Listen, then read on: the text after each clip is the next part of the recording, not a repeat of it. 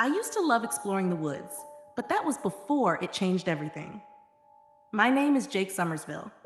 Moving around was a constant part of my life since both my parents had careers in agricultural sciences. They would study crops, wildlife, and the land. That meant we rarely stayed in one place for long, and I was fine with it. Every new place meant new landscapes to explore. I'd wander off into the woods, imagining myself as Indiana Jones on a quest to uncover ancient secrets.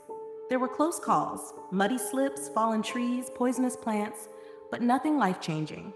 Not until we moved to that small town in Missouri. My memories of the town are hazy now, partly due to the trauma. That's what my psychiatrist says, at least. But I remember Zach Mays. He was 9 years old that summer, just like me. When we moved into the farmhouse, his family was there to welcome us, friendly and helpful. They handed over the keys, invited my parents over for coffee, and then Zach appeared, hand extended confidently. Hey, I'm Zach! We hit it off quickly, bonding over our mutual love of exploring. Summer break stretched ahead of us with endless days of freedom. We explored the surrounding farmland, catching frogs and letting them go, making up elaborate stories as we wandered. Our parents warned us to stay away from the thick woods on the edge of the property, but we ignored them. The woods were everything we could have hoped for. Lush, overgrown, full of mystery. We'd pick out strange trees or rock formations and name them. It didn't take long before we knew our way around, even deep into the trees. One day, though, we came across a patch of woods that was different. The light barely filtered through the dense branches, and thick thorn bushes grew all around. It felt like the forest didn't want us there, like it was guarding something. We tried to find a way in, but the thorns were impenetrable. Eventually, we gave up and forgot about it. There was still so much to explore. Time passed, and with it came the beginning of fall. The woods changed too, its vibrant green turning into a bleak and haunting landscape. By October, Zach and I found ourselves together more than ever, especially with Halloween around the corner. It was on the night before Halloween that Zach and I were left alone, our parents off to some adult event. We spent the evening watching horror movies, trying to scare each other. That's when Zach leaned over, eyes shining with excitement. Do you remember that patch of thorny woods? Yeah, I said, though a shiver ran down my spine at the thought. Why? They must have dried up by now. We can cut through and see what's inside. I was hesitant, feeling a strange sense of dread, but the thought of adventure and of being seen as a chicken pushed me to agree.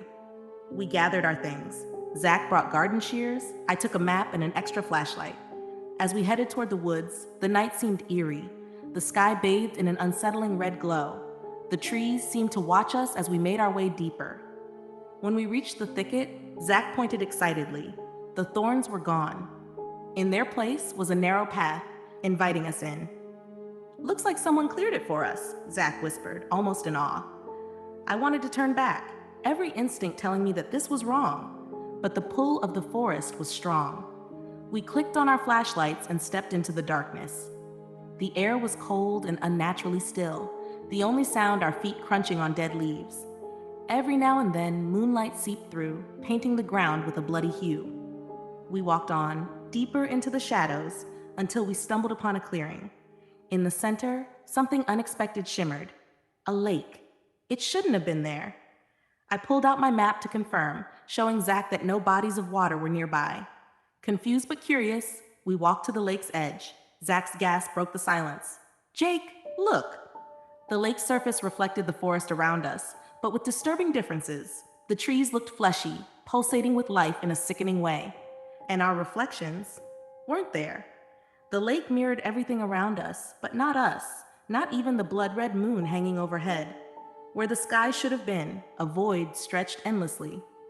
I don't like this, I muttered, but Zach ignored me, too entranced by the scene. He picked up a stick and began prodding the lake's surface. Then he took a step forward, losing his balance. He fell backward into the water with a splash, his look of surprise etched into my memory. Seconds turned into minutes, and he didn't come back up. Panic gripped me, and I leaned over, frantically shining my light into the depths. And then, far from where Zach had fallen, I saw a light. His flashlight, glowing near the entrance to the woods, reflected in the lake's surface. The thought of leaving didn't cross my mind. I couldn't just abandon him.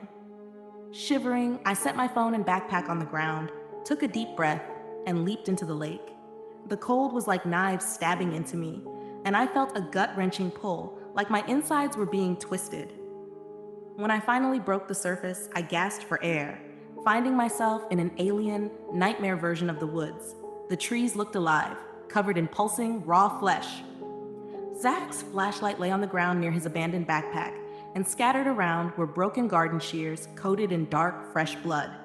My throat tightened as I called out for Zach, but only silence answered. I pushed forward, the forest thick with an awful stench, the ground making sickening, squelching noises under my feet. Then I heard it, a faint scream, far off in the direction of the old barn. My body acted on pure adrenaline, and I ran, stumbling over chunks of Zach's clothes and patches of blood. When I reached the barn, I froze. Zach was there, hanging from a meat hook, his face contorted in pain. He raised a shaking hand, mouthing, "Get out," before his head slumped. In a trance, I took his phone from his hand. The screen showed a blurry photo he must have snapped of something horrific. A figure, twisted and skeletal, its mouth lined with razor-sharp teeth and small black eyes, crouched in the background. I barely had time to process the image when I heard a blood-chilling screech behind me.